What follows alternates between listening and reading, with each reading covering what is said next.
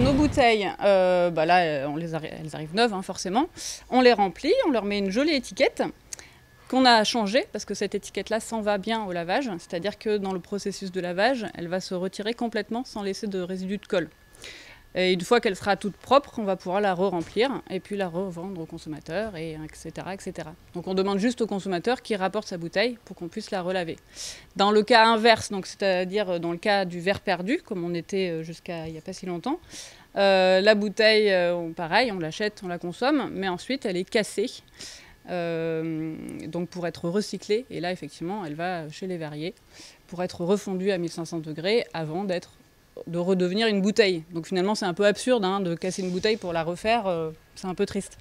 Je pense que tout d'un coup il y a une vraie prise de conscience en fait des gens, c'est-à-dire qu'on s'aperçoit de plus en plus qu'il y a une vraie urgence environnementale, donc il faut faire quelque chose. Donc nous à notre niveau à la brasserie on s'est dit on a travaillé sur pas mal de choses déjà, hein. On fait attention à nos consommations d'énergie, d'eau, à la gestion des déchets, et c'est vrai que ce côté emballage vert on n'avait pas encore travaillé dessus. Donc là on s'est dit en fait le vrai plus de cet emballage vert, c'est qu'il est solide, donc on peut le réutiliser. Donc une vraie manière de réduire les déchets, c'est vraiment de le réemployer. On a une quinzaine de magasins partenaires, donc principalement les Biocoop, Label Vie, BBG, et puis d'autres petits magasins. On est en réseau bio, hein, donc c'est vraiment dans ce réseau-là qu'on peut rapporter les bouteilles. Et c'est du retour volontaire, c'est-à-dire qu'on achète notre bouteille au prix habituel. Et ensuite, on la consomme avec modération, bien entendu. Et ensuite, on la rapporte. Donc en général, ça dépend des magasins, mais c'est en caisse, on dépose la bouteille, ou alors devant le magasin, ils ont mis des caisses. Et voilà, et c'est un retour volontaire, donc on compte sur l'acte militant du consommateur. On a changé nos étiquettes. Ça se voit pas, parce que globalement, c'est la même. Sauf que là, il y a un petit macaron. Petit macaron, rapportez-moi.